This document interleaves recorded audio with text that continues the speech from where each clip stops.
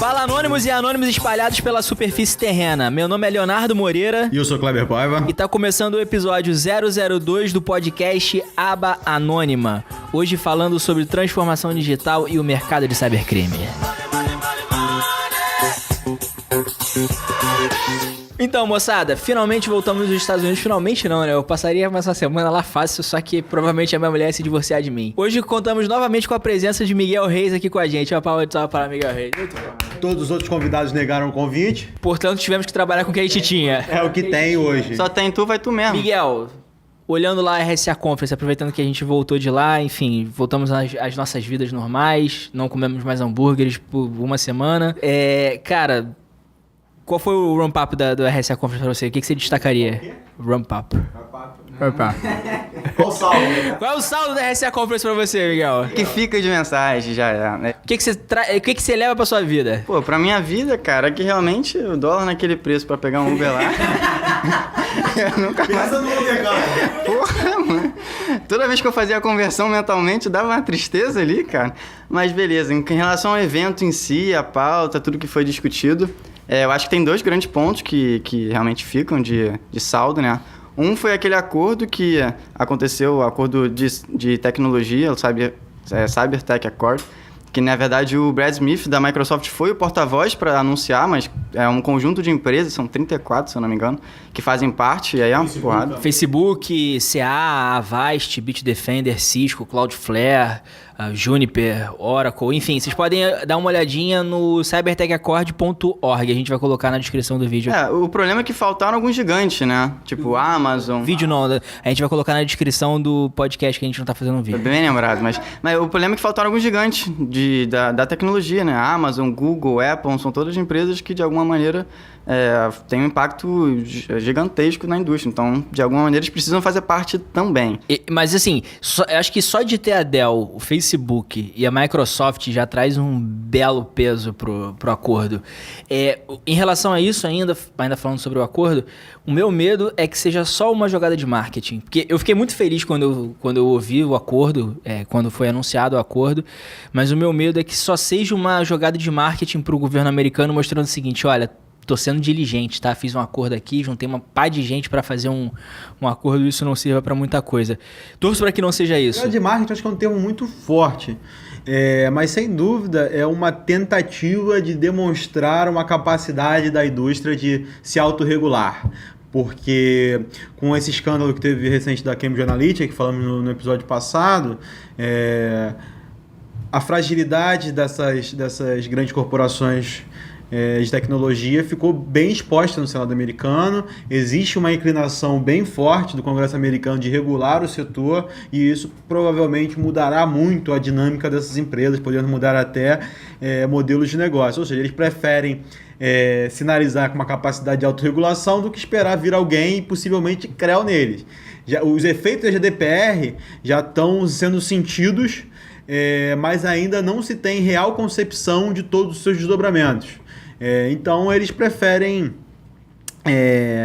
continuar caminhando nessa questão da autorregulação. Isso sem falar que eles, de alguma maneira também vocês estão promovendo, através de um acordo como esse, questões de ação coletiva, de comunidade, de colaboração, que é uma coisa no mercado de segurança e de TI de maneira geral que falta bastante. É realmente importante, até porque cybercriminosos têm a tendência de colaborar, têm a tendência de divulgar as suas ferramentas, seus exploit kits, divulgar vulnerabilidades, e a indústria começou a fazer isso há alguns anos, mas ainda estamos nos primeiros passos dessa ampla colaboração que a gente precisa para retomar a frente do cybercrime. Realmente, em relação a isso, assim, às vezes a impressão que dá é que as grandes empresas de segurança da informação elas não estão muito preocupadas em resolver o problema, estão preocupadas em ganhar dinheiro. O que ganhar dinheiro não é ruim, mas assim, a gente tem um problema para resolver e é complicado só pensar dessa forma. Quando você é um vidraceiro, você precisa que umas janelas sejam quebradas e você ter trabalho às vezes, né? Pois é. É difícil. Miguel, mais algum outro destaque em relação à RSA Conference? Olha, tem sim. Vale muito a pena ser citado, embora não seja inédito, que é a questão do Cybersecurity Skill Gap, né? A falta de profissionais competentes, tanto na questão de volume, tanto em questão de qualidade, no universo de segurança principalmente. E ali, um exemplo mesmo que lá o executivo da Cisco fala, é em questão de vagas de segurança que foram abertas, mais de 8.000 lá, que estão vacantes. Então é porque falta gente, a oportunidade tem. O número de 2016 é que abriram nos Estados Unidos cerca de 70.000 vagas de CISP. CISP é uma certificação de profissionais de segurança da informação, só que no mundo existiam cerca de 65.000 CISPs. Ou seja, só os Estados Unidos conseguia consumir toda a mão de obra de profissionais disponíveis no mundo. Se quer tirar a certificação, assiste o nosso vídeo lá no YouTube. Esse sim a gente vai deixar o link na descrição. Essa questão do gap de mão de obra não aflige somente a indústria de segurança da informação. Na verdade, toda essa onda tecnológica que estamos tendo, essas novas tecnologias, sofrem com isso, porque a mão de obra disponível não foi preparada para lidar com essas novas tecnologias, por exemplo, ciência de dados, por exemplo, inteligência artificial, automação. Falta uma quantidade de profissionais enorme para poder liderar essas indústrias. E isso tem muito a ver com o tema do nosso podcast, que é justamente a transformação digital. Como que esse gap de mão de obra pode afetar a transformação digital? Como que a gente precisa...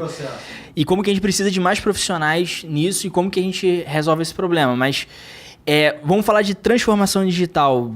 Kleber, ou Miguel, enfim.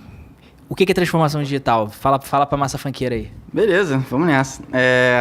Transformação digital. Acredito que seja essa integração entre o mundo físico e o mundo digital e que acaba realmente ressignificando a forma com que os negócios são feitos, com que as pessoas se comunicam, com que o mercado entende a sua estrutura, com que as pessoas se deslocam, enfim. São mudanças que têm impactos na economia, na sociedade, e muda os meios de produção. Tem várias aplicações positivas, mas, como a gente estava conversando, realmente traz alguns riscos ali associados que muitas vezes não estão no mapa das pessoas. A transformação digital é um processo que está no coração do que a gente chama de quarta revolução industrial. E é um processo que vai acabar trazendo uma eficiência enorme para a humanidade se conseguirmos fazer os atos preparatórios para desvendar todo o potencial desse processo.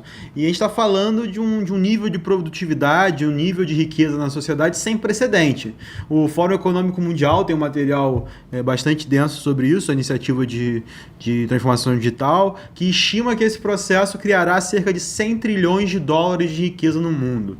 Ou seja, a gente está falando uma oportunidade com grandes números, mas como toda revolução, toda transformação, você precisa de sacrifícios para poder alcançá-las. Ou seja, tem diversas inseguranças, diversos medos relativos a esse processo. A gente acabou de falar, que é a questão da mão de obra. Será que vamos ter o talento necessário para conseguir fazer essas tecnologias se realizarem? E outros medos relacionados. Por exemplo, já que temos esse gap absurdo de mão de obra, de mão de obra capacitada, como essa transformação digital vai afetar a questão dos empregos? A gente vê cada vez mais empregos sumindo por digitalização. Talvez que seja simbólico, seja o ascensorista. Que está muito ameaçado em breve são os motoristas, com os carros autônomos. Fora atendente de telemarketing, com os novos bots, chatbots. Enfim, são muitas profissões que estão ameaçadas, digamos assim, mas muitas novas outras profissões surgirão em decorrência desse movimento. Ou seja, tem riscos, mas tem excelentes oportunidades. Mas antes da transformação digital, assim, antes da gente cair nesse gancho de segurança, um exercício muito rápido. Cara, olha quantas coisas vocês usaram hoje para conseguir chegar aqui e gravar o podcast. Simples. Primeiro, o seu despertador não é mais um despertador de verdade. Na época dos nossos pais era um despertador de verdade físico que ficava na beira da cama. Hoje a gente usa o celular. O caixa d'água... O Kleber, no caso, teve que usar 2, porque a gente acordou cedo hoje para poder gravar. E ele não tá acostumado a acordar às 6 horas da manhã desde o 2º grau. É foda essa vida de proletário. Acordar às 5h30 da manhã, moro longe pra porra. Pegar 5 condução pra chegar aqui. Depois disso, eu vou falar de mim. Depois disso a gente trocou mensagem num aplicativo de mensageria instantânea, onde eu consegui conversar com vocês de uma forma extremamente rápida e prática. Eu vim de Uber. Ou seja, eu bebi de um Uber. A mágica de um carro se materializar na sua frente. Você sem propriedade, um pequeno jovem brasileiro. sem posses, aperto um botão, o carro se materializa na minha frente com um motorista que me leva do ponto A para o ponto B. Se isso não é mágica, o que é? Não, eu fui me locomovendo fazendo a questão da multitarefa. Enquanto eu andava vindo pra cá, eu estava ouvindo uma música no Spotify, contratando um serviço de streaming para poder ouvir uma música no meu 3G, no meu 4G também. E tendo em vista que aí, no caminho, eu tava ouvindo um podcast justamente sobre segurança da informação no carro. Ou seja, mais algo da transformação digital. Aí eu adentrei no estabelecimento próximo aqui e comprei energético porque tá muito cedo. Paguei com um cartão de um banco digital. Na mesma hora que eu passei o cartão, eu recebi a notificação no meu celular dizendo que eu fiz a compra. Ou seja, olha o quão intrínseco a transformação digital tá na nossa vida, entendeu? E quais são essas... Vamos falar um pouquinho dessas principais tecnologias que estão por trás dessa transformação digital, desse grande movimento, e o que torna esse fenômeno possível. Vocês já falaram um pouquinho de aplicativos. Quais são as principais tecnologias que permitem isso? Vamos lá, né? Inteligência artificial. Eu escrevi uns 5 livros, 3 artigos e mais um curso no Senac. Tipo mitocôndria em biologia. No contexto de negócios, você tem o uso de internet das coisas, né, de sensores, em questões de latifúndio para aplicar no agronegócio. Aí você consegue otimizar a sua produção, ter um melhor controle, realmente conseguir ter rendimentos e uma performance maior. E a questão em si da internet das coisas, de você ter um volume estratosférico de dispositivos inteligentes que tem comunicação ali, só que você acaba muitas vezes negligenciando a parte da segurança. Você foca em ter um custo baixo de produção, você foca em ter um volume considerável de novos dispositivos entrando no mercado, e aí você não tem um patch de correção, você não tem alguma questão para resolver problemas, vulnerabilidades que são identificadas em segundo momento. A questão, por exemplo, da manutenção, tratamento do dado, interpretação a favor do negócio, então Big Data. Inteligente de dado, né? Também conhecido como Business Intelligence. Mas o uso de Big Data em si, fazer essa interpretação em cima de volumes gigantescos de dados para o bem de algum negócio, de alguma aplicação, de algum uso. Então são todas aplicações que existem e que realmente estão no nosso dia a dia, que a gente acaba nem percebendo. Eu traria a criptografia como uma das peças chaves para a transformação digital, para poder garantir a privacidade porque assim... O processo tem que ser seguro. Exatamente. Tem que garantir confiança, e essa é a chave. É como a analogia de plot bang jump.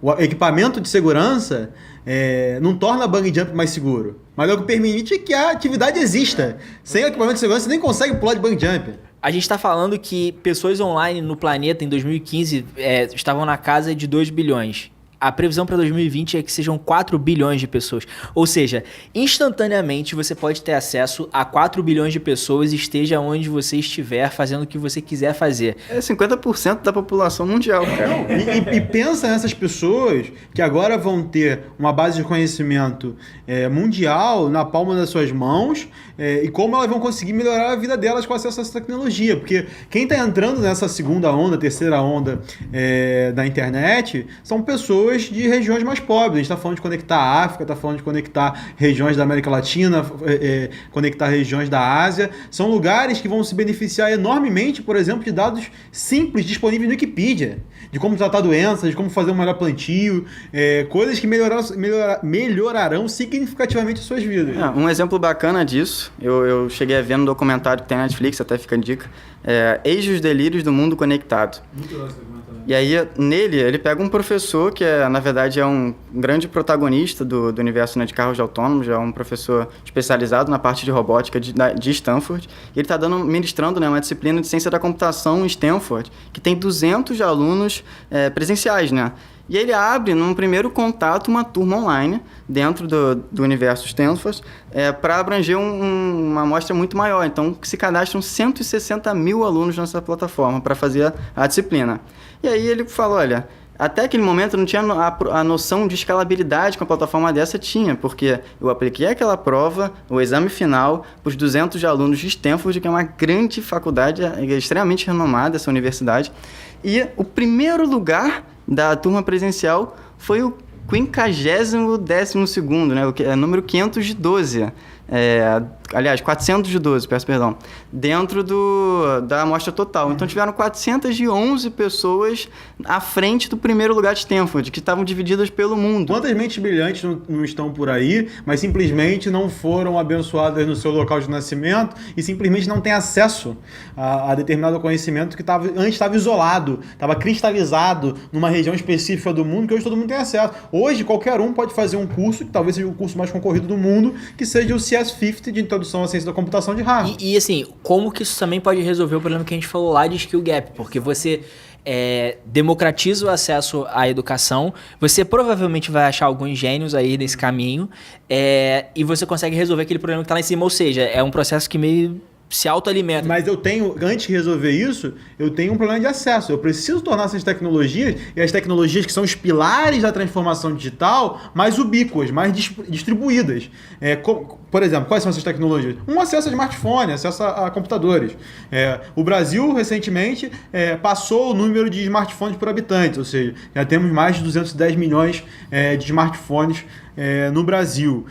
Outra questão é acesso à internet, por exemplo. Como você leva a internet de maneira barata para diversas regiões do mundo que não tem nenhum acesso? Existem diversos projetos. O Facebook tem um projeto com drones, a Microsoft parece ter o projeto mais viável, que é através de aviões. Eles querem botar grandes distribuidores nos aviões, utilizando as rotas comerciais e fazendo mudanças ligeiras nas rotas. Enfim, existem algumas tecnologias que ainda precisam ser distribuídas, que ainda não são acessíveis, para que a gente consiga incluir os outros 5 bilhões de pessoas do mundo nessas tecnologias que estão mudando nossas vidas.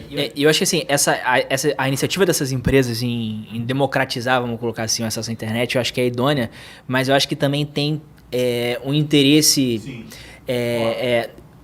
Eu não vou chamar de secundária, mas existe um outro interesse dessas empresas que é o seguinte: cara, eu já cheguei no limite do meu mercado.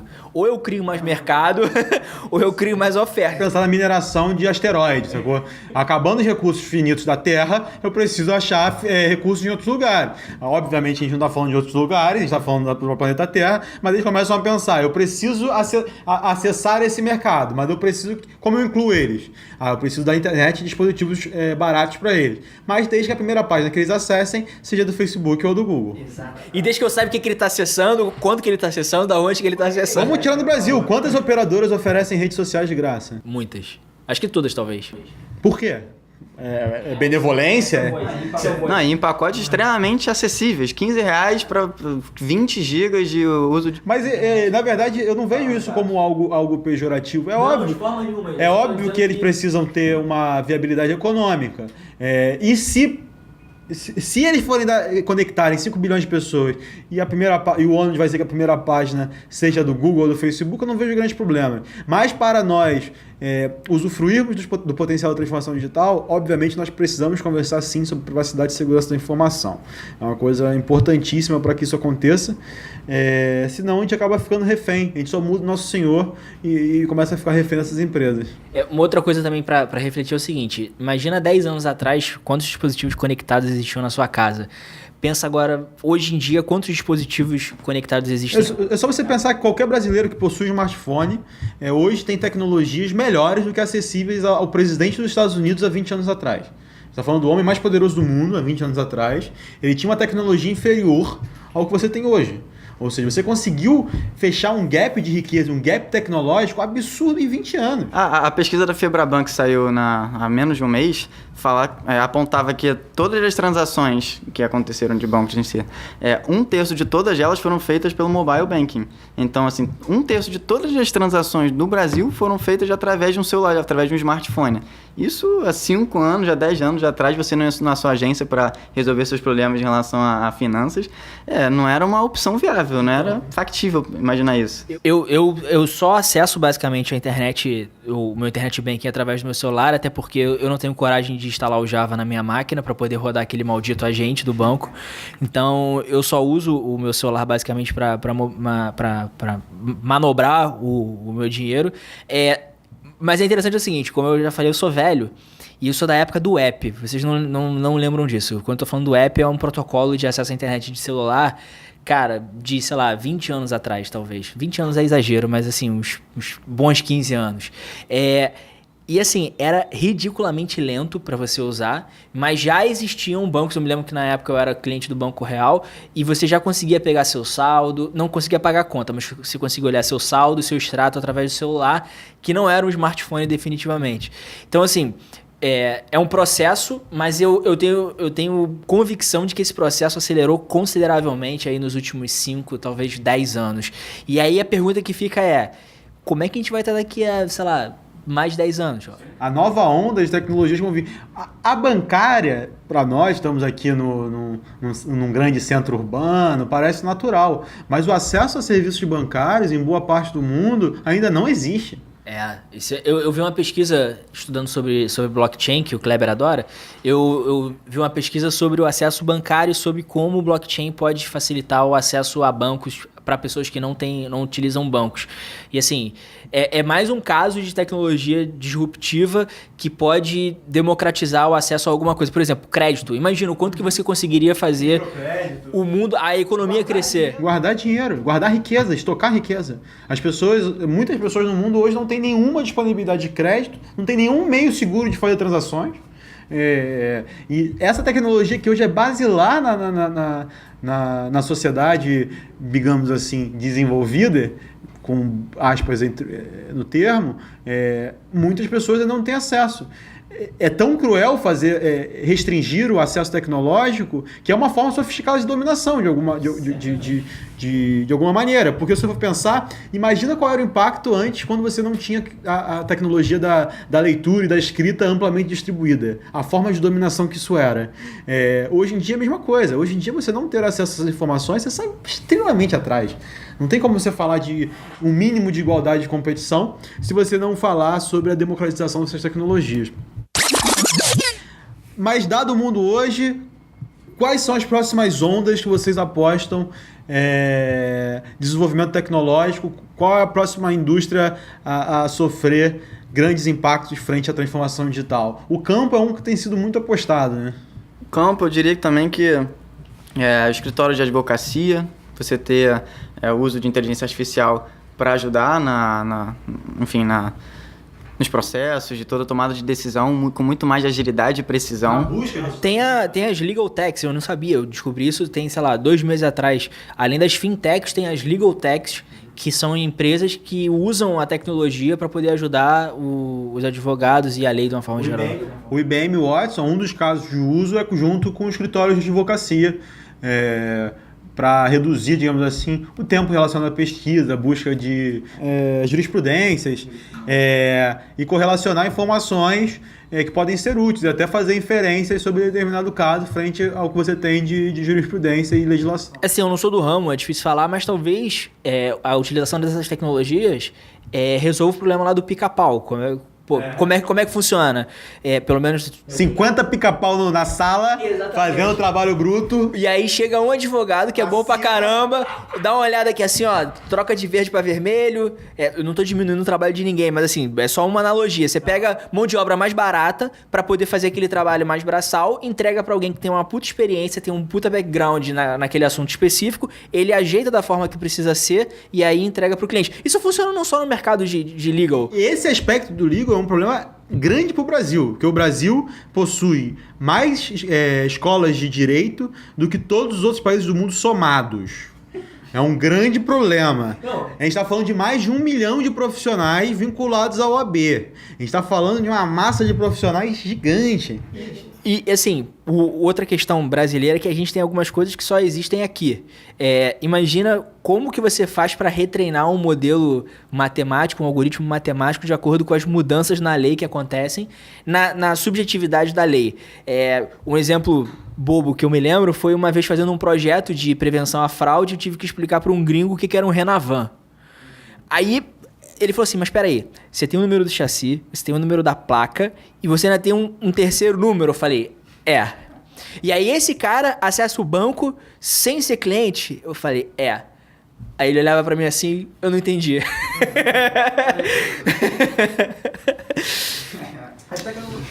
As tecnologias do campo é um mercado que me fascina, porque a gente está falando de um novo nível de produtividade que possivelmente pode reduzir a utilização de terras e recursos no agronegócio. A gente está falando de utilização de drones para melhor monitoramento de plantações e irrigação. A gente está falando de sensores amplamente distribuídos no campo, sensores em animais que são utilizados para abate e que podem realmente trazer uma nova onda de produtividade que traz um efeito positivo absurdo, desde barateamento do custo de comida até menor desperdício de recursos, menor utilização de terra. É um campo que particularmente me interessa muito para os próximos anos. Essa questão da mobilidade urbana também é um tema extremamente importante, porque a gente está falando de uma nova onda de capacidade de se mover na cidade, que é um problema real, inclusive está no Global Risk Landscape do World Economic Forum como um dos riscos.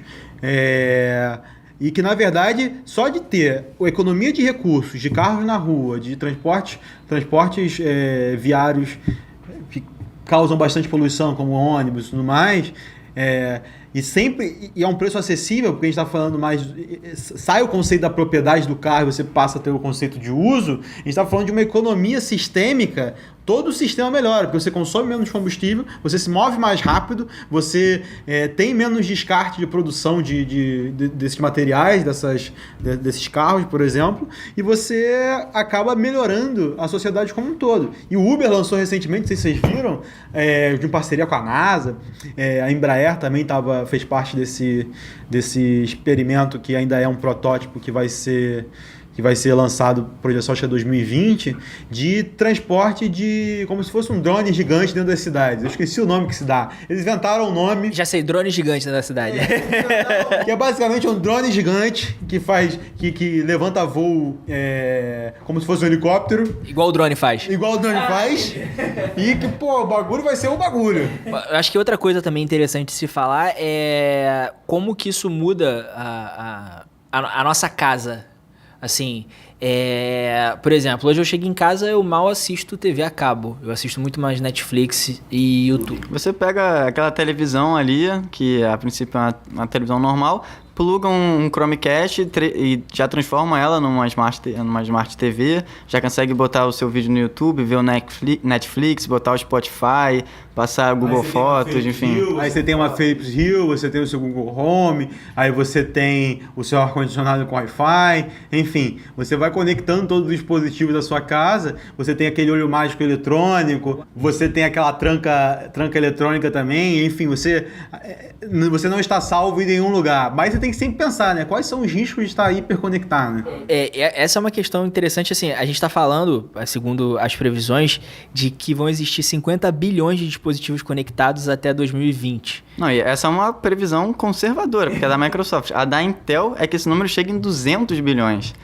E esses dispositivos conectados são a chave, esses sensores são a chave dessa transformação digital, porque a utilização inteligente desses dados gerados por esses sensores é o que vai permitir nós entendermos melhor como as coisas funcionam e fazermos coisas mais inteligentes. E utilizando inteligência artificial e aprendizagem de máquina, até os próprios dispositivos e máquinas aprenderem on the fly, né, real time, a tomarem as melhores decisões para o funcionamento de uma rede mais eficiente. Mas aí tem um problema gravíssimo que a gente precisa trabalhar, que é a questão da PEA, da população economicamente ativa, que a grande maioria é composta por pessoas que não são nativas digitais, são pessoas que não nasceram e pegaram a internet no seu auge desde que se entendem por gente. São pessoas que pegaram essa transição da vida offline para a vida online, podemos dizer assim. E que tem um gap de skill que atrasa um pouco esse movimento. A gente tem como a gente vai capacitar as novas gerações para florescerem nesse novo mundo. Será que estamos preparando nossas crianças, nossos filhos, nossos sobrinhos para explorarem em plenitude as novas oportunidades do mundo? Outro problema são as crianças hipermente expostas a esse tipo de coisa. Eu li um artigo que a minha esposa me mandou há pouco tempo, falando justamente sobre os malefícios do excesso de exposição a equipamentos eletrônicos para as crianças. Então, por exemplo, vou dar um exemplo da minha filha. A minha filha, ela assistia vídeo de criança brincando no YouTube Kids. Só que ela não estava brincando. Sacou? Ela estava vendo outra criança brincar. Mas para ela, aquilo ali era entretenimento. E a minha filha tem 4 anos, e esse artigo, baseado em dados e fatos, sugeria que nenhuma criança de até 4 anos deveria ter acesso a dispositivos móveis e que só deveria assistir televisão no máximo 1 hora por dia. É aquele papo de vó, né? Mas assim, o que me quebrou nesse artigo é que ele usava dados, sabe?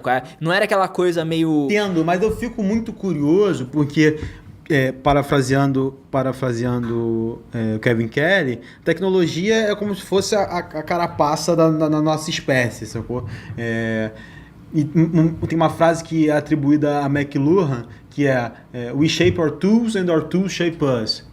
Nós criamos as nossas ferramentas mudam como a gente como a gente vive, sacou? Nós fazemos o design do nosso ambiente e esse design muda a gente. Ou seja, esse processo de interação com a tecnologia muda profundamente o que é o ser humano, como o ser humano se comporta em sociedade, como as nossas relações se configuram. É só você pensar o que foi a descoberta do domínio do fogo. É só você pensar o que foi a descoberta e o domínio da eletricidade.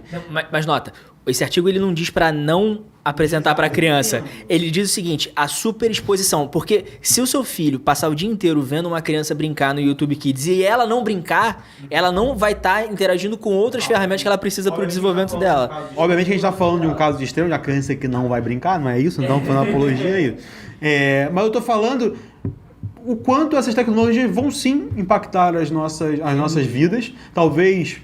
Eu estou aqui, futurologia, mas talvez fiquemos um pouco mais isolados, fechados em nossas próprias mentes, cada um cria a sua matrix, a sua realidade, se isole de estímulos internos que não são agradáveis, enfim. E como isso vai mudar a nossa relação? Obviamente isso é um fenômeno catalático, é impossível prever qual vai ser a saída desse processo, mas sem dúvida é algo que me deixa deveras curioso para entender como vamos ressignificar algumas instituições, algumas relações frente a essas novas tecnologias. Se você for pensar, nos últimos 50 anos, quantas instituições que eram base da sociedade ocidental foram ressignificadas? A gente está falando desde família, passando pelo Estado, passando pela igreja, ou seja, as instituições que eram base da sociedade, que formaram o que a gente tem como conceito de sociedade ocidental, que permitiu o desenvolvimento do mundo, iluminismo, primeira revolução industrial, segunda, terceira, foram completamente ressignificadas por essas revoluções que esses valores permitiram existir. Você tinha basicamente o livro, aí do livro veio o rádio, aí ferrou, vai acabar com o livro.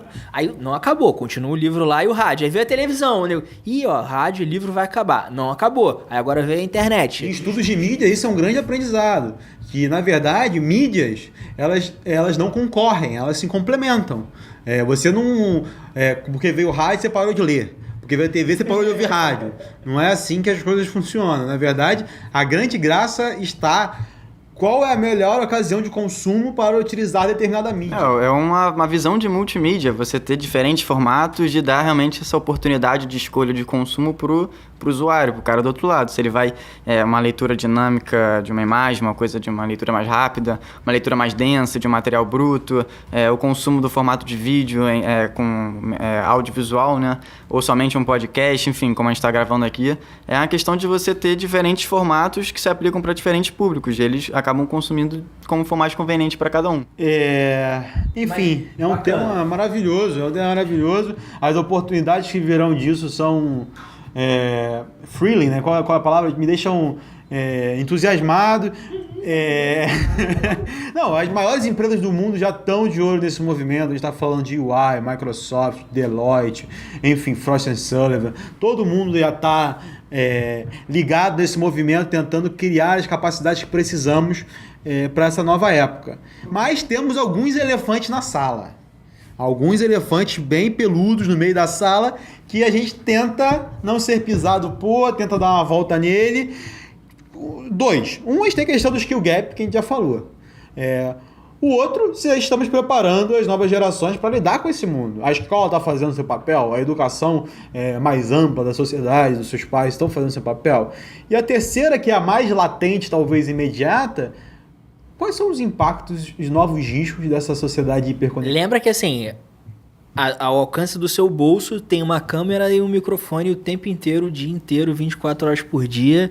E quando você fica um dia desconectado, parece que você está sem um braço. Hoje em dia você pode parar um sistema de metrô à distância. Você pode interromper o fluxo de água de uma cidade, o fluxo de energia de uma cidade, à distância, sem fazer um ataque físico àquilo. Ou seja, quais são esses novos riscos?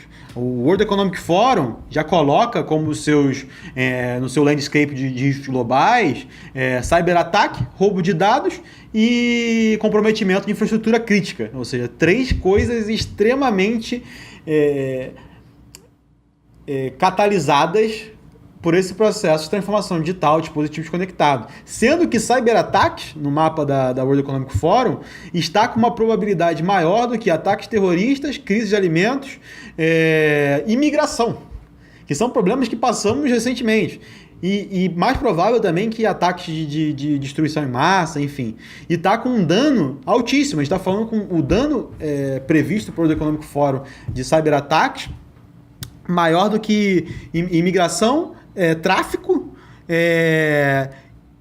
e acesso à energia. Enfim, a gente tem um cenário nada favorável frente a essas novas tecnologias que estão entrando nas nossas vidas. Os prejuízos globais oriundos do cybercrime, dos cyberataques, dos problemas associados já ao universo do cybercrime, à indústria do cybercrime, já batem, né, já é o principal vetor de prejuízos globais do mundo. Já bate o tráfico de drogas, já bate o tráfico de armas, as previsões, aliás, os cálculos que se tem, levando em consideração danos de imagem, ações de remediação, comprometimento e tudo mais, é que em 2015 o valor que o mercado de cybercrime tirou, né, de prejuízo das empresas, da sociedade, foi na casa dos 400 bilhões. E aí, esses anos aqui, de 2017, ano passado, já foi para 3 trilhões e a previsão para 2020 são de 6 trilhões. É um valor assustador. Esse é o principal freio para a transformação digital hoje. A questão de como a exposição a esses novos riscos e o medo gerado por esses ataques podem frear a adoção de tecnologias que podem melhorar a nossa sociedade de maneira inimaginável. Só para trazer os números para você, o último estimativa dos prejuízos do NotPetya, que foi um malware que teve como principal alvo a Ucrânia, com vínculos de origem acusados pela União Europeia e pelos Estados Unidos ao governo russo, e o WannaCry, um prejuízo estimado de cerca de 5 bilhões de dólares. Bacana falar do WannaCry, porque o WannaCry está fazendo um ano. 12 de maio. A fatídica sexta-feira de 12 de maio de 2017. É que vocês são novos, vocês não estavam lá, mas tipo assim, o WannaCry é tipo a morte do Senna. Todo mundo sabe onde estava, todo mundo sabe o que estava fazendo. 11 de setembro. Tipo, Miguel, o que você estava fazendo no WannaCry? Você se lembra onde você estava? Lembro, eu estava aqui na Proof fazendo a comunicação para os clientes, para toda a base, para realmente prover um serviço de informação de como é que estava o contexto e tudo mais. Mas quando você chegou aqui, que as primeiras notícias estavam ainda fluindo e não sabia exatamente... Eu só lembro de ter visto gente entrando em sala, saindo de sala, reunião acontecendo de e-mail. Cliente ligando, telefone tocando. Eu falei, que porra é essa?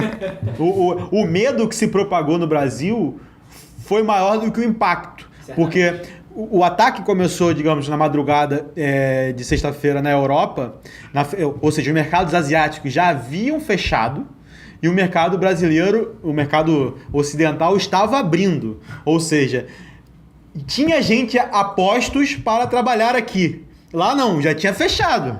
Sim. Isso foi uma coisa que aliviou os efeitos aqui. E aí chegava a foto da Telefônica com todas as máquinas com a tela do WannaCry e eu olhava aquilo ali e eu falava assim, meu Deus do céu, se isso acontecer com o cliente, cara, como é que vai ser? Não, e depois você vê a forma com que isso é vinculado, como é que isso foi noticiado. Quando ele sai no Fantástico, quando ele sai num Jornal Nacional ali, o pessoal já vê, o negócio aí é sério. Só que aí você vê como que é essa abordagem e o nível de desinformação que esses principais serviços de mídia, com assuntos voltados à segurança, que muitas vezes são um tanto quanto complexos de compreender de fato, mas eles uma abordagem completamente equivocada. Por exemplo, o Jornal Nacional naquele dia noticiou que o resgate que o WannaCry estava pedindo, que era $300 pagos em Bitcoin, uma criptomoeda, era, na verdade, de 300 bitcoins, que na cotação da época era R$6.000. Hoje o Léo tem mais propriedade para falar quanto é que tá. Não, na época acho que era... Perder dinheiro de Bitcoin... É comigo mesmo, só fala comigo. Se quiser perder dinheiro com Bitcoin, conversa comigo. Na verdade, acho que na época tava batendo $800 ou $1.000. Tipo assim, a gente tá falando de $300 mil para poder fazer a liberação. Tipo, é completamente impensado isso. Eu lembro de eu chegar em casa... depois de um baita dia de trabalho ainda em ligações e conferências e mensagens e tudo mais. E aí eu sentar no sofá de casa e pensar assim, caramba, tá errado, estamos falhando. Tipo, hoje foi a amostra de que a segurança da informação ela precisa ser repensada e ela precisa ser revista. E isso foi em abril, a gente tinha acho que acabado de voltar do RSA. Não, maio. Foi maio, desculpa. A gente tinha acabado de voltar do RSA Conference do ano passado, que acho que foi março, se eu não me engano. E aí eu falei assim, caramba... Oi? Fevereiro, beleza. Mas, cara, eu cheguei em casa e eu falei assim, putz, tem aquela galera toda, tinha, sei lá, 45 mil pessoas na RSA Conference do ano passado e a gente não tá conseguindo... Falhamos miseravelmente. E a grande ferida narcísica era que se tratava de... um malware que explorou uma vulnerabilidade conhecida e com patch disponível. Patch mais de um mês de... Aí que a filha narcísica fala assim, a indústria tem sido tão medíocre, eu entendo, o pessoal que trabalha na área, eu entendo as complexidades de se atualizar um parque distribuído, fudido, que você vai poder comprometer a disponibilidade de aplicações, eu entendo tudo isso. Mas é nossa obrigação, vendo os efeitos que um episódio desse pode causar, sim ter uma porra de um inventário, conseguir petear isso corretamente, no timing correto, para que não se eleve os custos de ataque. Se a gente não conseguir elevar o custo do lançamento de ataque, a gente vai estar sempre suscetível a isso. O maior dano foram em sistemas operacionais, no caso no Windows XP, que são há mais de 15 anos já estão inclusive descontinuados. A Microsoft foi obrigada a lançar um patch de emergência para corrigir o sistema operacional do Windows XP. E aí tem algumas questões um pouco mais técnicas nisso. Primeiro, ele explora uma vulnerabilidade num protocolo muito antigo. Ou seja, esse protocolo ele provavelmente já poderia ter sido desativado. Você não precisaria... Porque isso estava habilitado. E vem habilitado por padrão no Windows. Ou seja, você precisaria ter... ou você precisaria olhar isso e desativar como um baseline de segurança. Você vê que tem várias camadas de erros. Tem tanto a Microsoft que não botou as configurações mais seguras por default.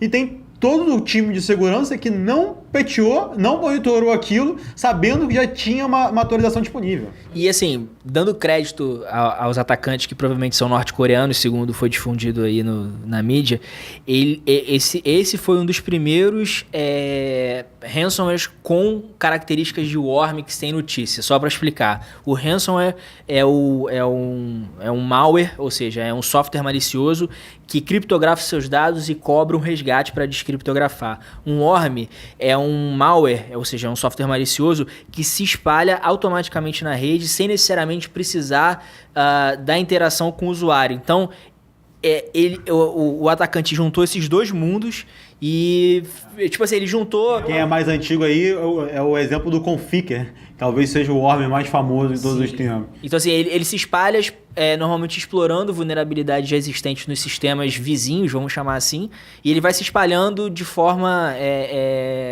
orgânica. Sem interação humana. Você não precisa do usuário clicar em alguma coisa, ele simplesmente explora a vulnerabilidade e se instala na máquina. E aí, quando você coloca a característica de ransomware, ou seja, ele se espalha por uma rede, e aí ele pega essa máquina e criptografa os dados nessa máquina. Cara, você tem... É tipo você juntar energia nuclear com TNT e fazer a bomba atômica. Sabe? Juntar energia nuclear com um foguete. E o que é interessante... que na verdade o que na época não foi entendido direito, é que bastava uma máquina ter sido infectada que ela fazia o movimento lateral todo na sua rede, numa velocidade ridícula. Isso não era o mindset das pessoas à época. E assim, uma das coisas que acredita-se que, na verdade, as máquinas que foram contaminadas inicialmente foram máquinas que tinham o serviço de compartilhamento de arquivos do Windows expostos para a internet. Então, assim, eu pelo menos eu não vi nenhum e-mail de phishing do WannaCry. Eu não vi até hoje nenhum e-mail de phishing. Ou seja, não houve um paciente zero que clicou num phishing e contaminou a rede inteira. Na verdade, são máquinas com compartilhamento de arquivos expostos para a internet e com a porta de compartilhamento de arquivos expostos para a internet, com esse protocolo antigo e vulnerável exposto para a internet que foi explorado de forma massiva. Olha quantas coisas a gente poderia fazer para evitar isso. A gente Poderíamos fazer melhor, né? muito melhor, assim. Primeiro, exatamente, rede segmentada, backup. Essas máquinas não deveriam ter esse protocolo exposto para a internet. As máquinas deveriam ter o patch. É tanta coisa. Aí, a Microsoft poderia ter já botado isso como default. mais me doeu, cara. O que mais me doeu foi depois disso, eu fico até revoltado. Foi depois disso, entrar no LinkedIn e ver uma porrada de empresa de segurança falando assim: ah, mas se você tivesse a minha solução, mas, poxa, peça um POC e veja se ainda tem um WannaCry na sua rede. Cara, para com isso, galera. Tipo, a coisa realmente foi muito séria. Por exemplo, na RSA Conference mostrou um vídeo de um inglês que não foi operado no dia da WannaCry porque o sistema de saúde público da Inglaterra caiu. O NotPetya, por exemplo, trouxe danos à infraestrutura da Ucrânia sérios. A gente já falou de Kiev ter ficado fora do ar, Kiev ficou sem luz durante um período prolongado, ou seja, esses ataques vão ter cada vez mais danos nas nossas infraestruturas críticas e, às vezes, botar a nossa sociedade de joelhos. Como foi o WannaCry. A gente viu a fragilidade do mundo de uma maneira ridícula. E o que é mais interessante, na minha opinião, frente ao que você falou, o ataque ser atribuído à Coreia do Norte. O ataque é atribuído ao Lazarus Group, que é um grupo que já esteve envolvido no hack da Sony. Não sei se vocês lembram do filme O Ditador, eu acho, né? A Entrevista, que caracteriza de maneira jocosa o ditador na Coreia do Norte. O filme nem é bom, cara. Eu vi o filme. O filme nem é bom, mas ele ganhou uma fama absurda por causa desse episódio. E um pesquisador do Google achou pedaços de códigos similares a utilizados por esses grupos em outros ataques. E a tese mais aceita é que isso é vinculado, sim, à Coreia do Norte. E o mais interessante é que em 2017 foi o auge do terrorismo da Coreia do Norte com a sociedade, com a comunidade global. A Coreia do Norte começou a fazer os testes de mísseis balísticos de longo alcance, começou a fazer os testes das ogivas nucleares deles e lançou um grande ataque de repercussões mundiais. E esse ano, eles estão o quê? Coreia do Norte, paz e amor. Porra, Jogos Olímpicos de Inverno, vão atravessar a fronteira. Vamos botar o time aqui. Trump, vem cá. Que é uma técnica já manjada e conhecida de negociação da Coreia do Norte. Você chega, aterroriza o mundo, vou puxar a granada. Aí chega algum líder de um país ocidental, porra, deixa disso, tudo mais, deixa disso, o que você quer? Eu quero 20 cargueiros de petróleo, 500 bilhões de dólares, e você usa isso como terrorismo e mecanismo de negociação. Aposta, que nessa negociação do Trump com a Coreia do Norte, a comunidade global vai sair achando que fez um bom acordo, a Coreia do Norte vai sair achando que fez um bom acordo, vamos frear aqui o nosso programa nuclear, vamos frear aqui nossos ataques ao Ocidente, até a próxima crise, até a próxima falta de recursos, e nada vai mudar na porra do regime norte-coreano. E esse episódio, tanto do NotPetya quanto do WannaCry, demonstram claramente a profissionalização. O que antes era uma coisa de hackers amadores nos seus porões de casa, sendo presos pelo FBI com 16 anos, e sendo impedidos de utilizar a internet, que seja uma coisa jocosa, passa a ataques patrocinados, financiados por governos, estados-nação, patrocinando o cybercrime. Ou seja, a gente está falando de ataque de civis. Sim, em qualquer lugar do mundo e meio que sem controle, né? Porque, na verdade, eu acho que o WannaCry, quando os caras fizeram, a ideia deles não era nem ser um troço tão alarmante, assim. Eu acho que era mais pra ficar mais, assim... mais abaixo da linha do radar, mas o negócio... Talvez fosse uma formação de monetização. Só que, assim, claramente perdeu-se o controle daquilo ali, entendeu? E calhou da sorte... Eu esqueci o nome do pesquisador... Marcos Hutchins, que encontrou o kill switch, e aí ele basicamente subiu um domínio que desligou, vamos dizer assim, o WannaCry. Indo um pouquinho mais longe, e ainda nessa pegada aí de estados patrocinando malwares e coisas do tipo, a gente tem o Stuxnet que, cara, para quem já estudou e para quem é do mercado, é uma obra-prima Como é que é o nome do filme mesmo? Zero Days. Cara, eu não me lembro se é no plural ou se é no singular, mas enfim, o filme é muito, muito bom. Eu recomendo para qualquer pessoa assistir ao filme. Ele mostra como que o Stuxnet foi desenvolvido e como existem claros indícios de que ele foi construído pelos Estados Unidos e por Israel para atrasar o programa o programa nuclear iraniano. Atrasou mais de um ano. E atrasou bastante. Agora acho que eles estão começando a resolver, mas assim, ele agia na parte de sensores das centrífugas lá do Irã. Então, assim, parecia que estava tudo certo. O malware mandava informações para os sistemas de monitoração dizendo que estava tudo certo, mas na verdade ou ele estava desacelerando, ou ele estava acelerando ainda mais a centrífuga e causando problemas sérios. Ou seja, Um pesquisador sênior da Symantec falou que a primeira vez que teve contato com o Stuxnet, eles não entenderam direito o que se tratava. Não faziam ideia da dimensão e que normalmente eles demoravam alguns minutos para entender a anatomia de um malware, entender como ele funcionava. Ele falou que durante esse processo do Stuxnet passou-se um dia, passaram-se 2 dias, passaram uma semana, 2 semanas e foram se envolvendo pessoas e não conseguia se entender qual era a funcionalidade daquele malware. Depois de 3 meses eles entenderam o que fazia e aí ele pensou, oh shit, onde estou metido agora? Onde estou metido? Porque, obviamente, ele entendeu que aquilo se tratava de um ataque extremamente sofisticado, muito provavelmente patrocinado por um governo. É atribuído ao Equation Group, que é um grupo hacker com laços estreitos à NSA, que há 2 anos atrás, 3 anos atrás, foi hackeado pelo Shadow Brokers, que é um grupo vinculado ao governo russo e que trouxe diversas maldades para o mundo. Então assim, então claramente você tem digamos assim, o quarto braço das forças armadas e das potências militares aí no mundo como sendo a parte de conectividade mundial e de computadores e de como que isso manipula a nossa vida. Então, assim, eu posso lançar um ataque para um cara que está nesse momento no Japão sem sair da minha mesa. Esse é um problema enorme, porque tipo, a gente está falando que um mercado de crime, cybercrime, que é uma indústria de prejuízos globais a maior que existe hoje, extremamente vinculados a governos. A gente chegar ao ponto do governo dos Estados Unidos, a CIA e o FBI, pedirem e impedirem de se comprar hardware chineses, de grandes fabricantes chineses, como a Huawei, por exemplo. A gente está falando do Canadá mandar um comunicado público solicitando que o governo chinês parasse de hackear empresas canadenses para ter informações privilegiadas para fazer insider trading. Lembrando que os chineses são os maiores investidores no Brasil hoje. Só um adendo. Só um adendo, não acho que mudaram de hábitos. Mas essa questão se liga intimamente, a questão do cybercrime, o patrocínio de governos, a questão de transformação digital. Porque a gente está falando de cidades conectadas, a gente está falando de infraestrutura crítica conectada, a gente está falando de monitoração, possibilidade de monitoração em massa com uma grande facilidade, e a gente está falando de governos atacando, como principais atacantes. Ou seja, o risco desse movimento é absurdo. Ainda mais que alguns países que têm capacidade cibernética ampla não são países que fazem parte de acordos globais de não agressão, acordos globais de colaboração na área. Então a gente precisa cada vez mais caminhar para a normatização do ciberespaço. Senão a gente não vai conseguir. Se a gente não aumentar a segurança, se a gente não aumentar a confiança nessas relações na utilização de tecnologia, a gente não vai conseguir aproveitar todo o potencial. Por quê?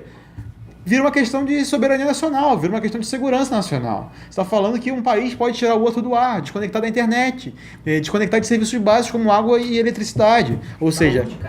Saúde, cara. Tipo, o sistema de saúde inglês, saúde. Quem quer ficar à mercê disso? E assim...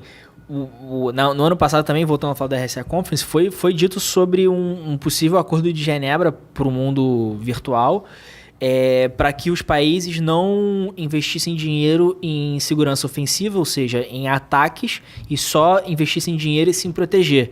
Eu acho que isso não acontece no curto prazo. Na verdade, não aconteceu até hoje no mundo real. Isso não aconteceu. Os países têm grandes exércitos, não necessariamente para se proteger. Então, não acho que isso vai acontecer um dia, quiçá no curto prazo. E como que isso pode afetar a gente? Porque, assim, no final, todos aqueles serviços que eu falei, que a gente utilizou para chegar aqui hoje, relacionados à transformação digital, Waze, mensageria e coisas do tipo, cara, eles estão à mercê desses ataques. Isso pode afetar a nossa forma de vida. Por exemplo, eu não sei se ainda está bloqueado, mas o Telegram estava bloqueado na Rússia, cara. A gente está querendo fazer melhorias dentro da forma com que a gente tem a documentação, por exemplo, então fazer uma CNH digital, aquele documento único de identidade, que são avanços pró-tecnologia que realmente, em teoria, vão melhorar as dinâmicas que a gente tem, as interações, mas, por exemplo, o governo indiano fez um movimento semelhante há um tempo atrás, com questões de biometria, né, tanto de scan de íris quanto das digitais, e eles tiveram um vazamento no começo de maio de 2017 com 130 milhões desses dados biométricos sendo vazados. Então, além de nome, data de nascimento... Um vazamento nuclear, porque você não sabe qual vai ser o desdobramento disso. Você não sabe qual vai ser o impacto real, como esses dados podem ser utilizados para outras finalidades, em quais serviços, enfim. É um efeito cascata absurdo, que você, na verdade, os efeitos disso podem se postergar para o resto da sua vida. Esse é um dos problemas que a gente mais esbarra hoje com a questão da transformação digital, que é a figura das pessoas sem a devida conscientização desses riscos. Então, ninguém vai querer pegar os meus dados, o que eles vão fazer com isso? Elas não têm ideia, elas não sabem os precedentes que se abrem. Então, tanto de difamação quanto de golpe financeiro. O caso mais emblemático que a gente talvez possa falar aqui, que foi na eleição do Trump e da Hillary, tiveram inúmeras identidades, fraude de identidade, né, roubo de identidade de usuários brasileiros alimentando discussões em redes sociais, Facebook, Twitter, enfim, pró algum candidato, no caso, geralmente era pró-Trump.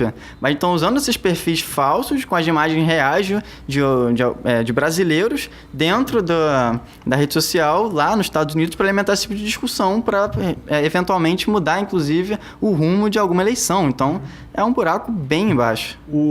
Voltando brevemente ao assunto que o Léo estava levantando da questão de capacidade ofensiva, a gente estava fazendo uma correlação semana passada num papo informal sobre a correlação entre capacidade de segurança cibernética, capacidade de segurança da informação com alta governança corporativa, ou seja, estrutura de governança corporativa nos países. E quando você via o material publicado pela ITU, que é a International Telecommunication Union, que faz uma análise ampla da capacidade cibernética dos países, claramente isso se comprovava, salvo por alguns intrusos que estavam na lista, que eram China, que eram Irã, que eram Egito, ou seja, são países vinculados à capacidade ofensiva, capacidade cibernética ofensiva. Por mais que não tenham uma estrutura de governança corporativa, que a gente estava utilizando como parâmetro o estudo da OCDE sobre governança corporativa nos países, quem está nessa listinha são países que utilizam amplamente sua capacidade ofensiva. Não que Estados Unidos, Israel não façam. Fazem e bastante. Pessoal, eu acho que é isso. Eu acho que o importante dizer o seguinte: realmente a transformação digital está mudando a nossa vida do jeito que ela está hoje. Ela tem pouco tempo, mas eu acho que, na verdade, a transformação da tecnologia vem transformando a vida do ser humano, sei lá, nos últimos 100 anos. Acho que nos últimos, desde que gente é gente. Desde que a gente começou a andar para frente. Mas assim, Mas assim, de uma forma muito intensa e muito rápida e muito profunda, eu acho que nos últimos 100 anos, talvez 150 anos,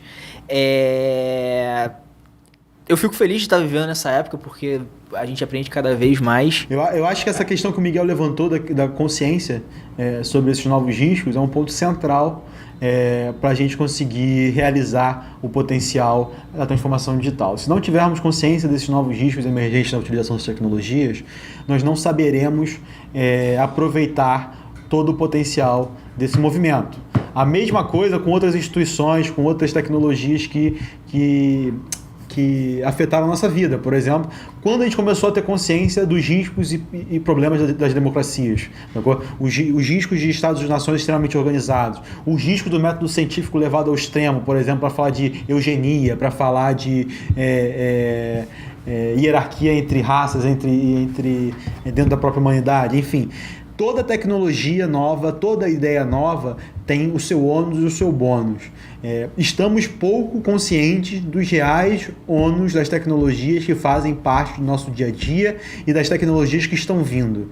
Por exemplo, como a gente vai falar de ética relacionada à utilização de inteligência artificial? Vamos estar falando que máquinas foram programadas por alguém, algoritmos vão ter tomado decisão que podem levar à vida ou morte de alguém. Enfim, nós precisamos sim tomar consciência dos novos riscos cibernéticos que estamos... Miguel, como é que você vê toda essa discussão? Como é que você entende esse lente? Olha, eu enxergo que, principalmente na perspectiva das empresas, talvez falte uma postura mais proativa de ajudar o bem comum. Então, em situações de incidentes, de vazamentos, de situações que realmente prejudiquem as pessoas, mas que as empresas já acabam não se pronunciando, acabam não tomando já as devidas ações para contornar essas situações. Então, o próprio vazamento que teve da Netshoes, que enfim, foram mais de 2 milhões de registros dispostos, e que eles vieram a uma comunicação, por assessoria de imprensa, falar que a informação não procede, tudo mais, e o Ministério Público foi investigar, falou, olha, procede sim, você vai ter que tomar essa ação. Então a gente tem até exemplos de pessoas... O Banco Inter, que tinha negado, ele teve os certificados dele bloqueados por vazamento, foi vazado e os certificados dele foram bloqueados. Enfim, as empresas ainda lidam muito mal com essa questão de transparência nesse tipo de episódio. Não, as pessoas não sabem. Inclusive, quando elas descobrem, é um grande choque ali. A gente teve um caso de um conhecido que estava falando dessa situação na Netshoes, recebeu o contato de ligação, falando, olha, não, então, a gente teve uma situação, um comprometimento dentro do nosso ambiente, mas estamos tomando todas as devidas proporções, todas as ações, isso não vai mais ocorrer, segurança é uma prioridade pra gente e tudo mais. Aí ele falou, nossa, que postura bacana da Netshoes, via público, assim, falar diretamente comigo. Aí quando a gente falou, cara, mas sabe que ele não fez isso de boa vontade, não. Ele foram impostos, senão eles pagariam multas e diversas outras... Na verdade, isso tem que se enrijecer. A gente precisa de uma estrutura de seguridade que passa, sim, por legislação, por normas mais estritas relativas à governança corporativa. A gente precisa, sim, subir nossa regra de controles sociais sobre essas empresas, sobre essas situações. E fica aqui o apelo pela nossa lei de privacidade de dados, isso já está na pauta do Congresso. Tem chance de ser votado esse ano, eu não acho que é provável, mas uma lei geral de privacidade de dados é a base para a gente falar de uma elevação de capacidade cibernética brasileira. A gente está falando de empoderar as pessoas de como os seus dados são usados. A gente precisa, sim, que essa seja o marco zero de nós elevarmos o papo sobre segurança cibernética no Brasil. Uma coisa que eu sempre falo poxa, eu trabalho com segurança da informação na era da informação, ou seja, não tem lugar melhor para se estar. Mas eu acho que disso tudo que a gente falou, eu acho que os usuários eles precisam ser um pouco mais diligentes nas coisas que eles fazem. Eles precisam entender que trabalhar ou tratar a segurança do mundo online, dos seus computadores, dos seus dispositivos móveis e de tudo mais, é a mesma coisa que trancar a porta de casa antes de sair, é a mesma coisa que dar uma olhadinha antes de entrar com o carro na garagem, é a mesma coisa, o mindset é o mesmo, só muda o cuidado que você tem e aonde que você tem. Então, assim, os cuidados que você toma no mundo real são os mesmos cuidados que você precisa tomar no mundo virtual, não confiar nas pessoas, se for bom demais, desconfia. Se você está passando na frente de um estabelecimento que está dizendo que está distribuindo, sei lá, Coca-Cola, e você pode levar quantas você quiser, você vai desconfiar, você vai achar que aquela Coca-Cola tá com validade vencida, você vai achar alguma coisa, vai assim, não é possível. Cara, você receber aquela mensagem no teu grupo de WhatsApp da família aí, falando sei lá, de um desconto do Burger King, de uma licença lá... Promoção do Boticário. Porra, promoção do Boticário das mulheres. Até agora, recente, inclusive, foi o dos Vingadores da Marvel lá. Você tinha que responder uma pesquisa de satisfação lá. Dava os seus dados. Dava os seus dados e aí, olha, caramba, ganha aqui 3 ingressos, só precisa compartilhar mais para outras 30 pessoas. Verifiquem sempre o que exige os aplicativos que você instala no seu computador. E fica, cara, pensa o seguinte, se dados são a base desse novo mundo, se dado é o novo petróleo, segurança de dados se torna uma coisa assim. Então, e assim, todo mundo precisa ser diligente. As empresas, essa pegada que o Miguel falou é muito, muito importante. A gente vê algumas empresas grandes e que prestam serviços para muitas pessoas não serem preocupadas o suficiente com a segurança da informação. Algumas delas até são, mas ainda assim tem problemas.